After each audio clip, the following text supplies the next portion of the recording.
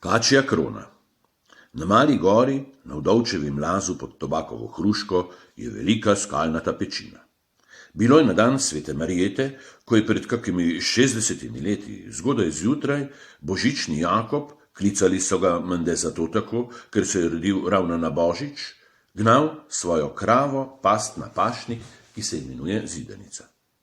Ko prižene tja, se usede kraj pota, si zažvižga in poje, medtem pa z nožkom lepo opiše leskovo palico in se jo potem veselo ogleduje. Ker ima krava dobro pašo, se brez skrbi uleže na lepo tratico blizu leskovega grma. Kar zasliši lepo žvižganje. Misleč, da je prišel brat za njim, se začne ozirati okrog, a nikjer nič ne vidi. Ko se ozre na grm, vidi velikega gada, ki se je na to brž vrgal v klopčec zvit za njim in pahnil sapo van. Jakob je malo bežal, pa kmalu ni mogel več naprej, ker ga je gad omamil. Nezavest ga je obšla in tako je ležal več ur. Krava je odšla kar sama domov. Tedaj ga je šel brat Jože v skrbeh iskat. Vedela je vsa vas dolini lazi, da se ta dan koplje kraljica kač v sončnih žarkih pod Tobakovo hruško v Vdovčevem lazu in da takrat odloži svojo diamantno krono. Zato se odloči Matjaž, najpogumnejši cele vasi, zajezditi brzega konja in hajt na Malo goro h Gadni. Pot ga pelje mimo spečega Jakoba, v velikem diru zavpije proti dolini, kje leži Jakob, ves bled in da komaj diha. Jože ga zdrami in ga komaj spravi po konci. Jakob pa v svoji slabosti komaj pove, kako ga je gad omamil in na Jožeta oprt težko gre proti domu. Matjaž pa hiti proti Gadni, da ne bi bil prepozen.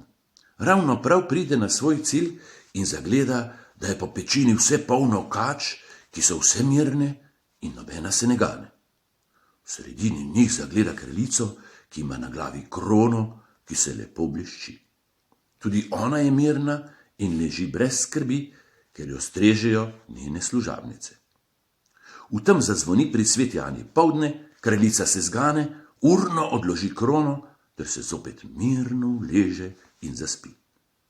Matjaž skoči, urno pograbi krono s krasnimi diamanti, jo dene v žep, skoči na konja in ga zapodi v dir proti domu. Kače se zganejo, jo udrejo za njim, se prekopicavajo, neka kača dohiti konja in mu urno skoči pod rep. Ko pride Matjaž na ravnino, misli, da je na varnem, pogleda krono, skoči s konja, ga ves srečen pogleda in tedaj se izpod konjskega repa iztegne dolga kača. Useka ga v roko, Matjaž zavpije, konj se prestraši in zbeži proti domu. Domači videč samega konja, grejde posledi fanta iskat. Na Kuri gorici ga najdejo mrtvega Matjaža, vsega črnega, od groznega kačjega strupa in žali Bog, brez dragocene kačje krone.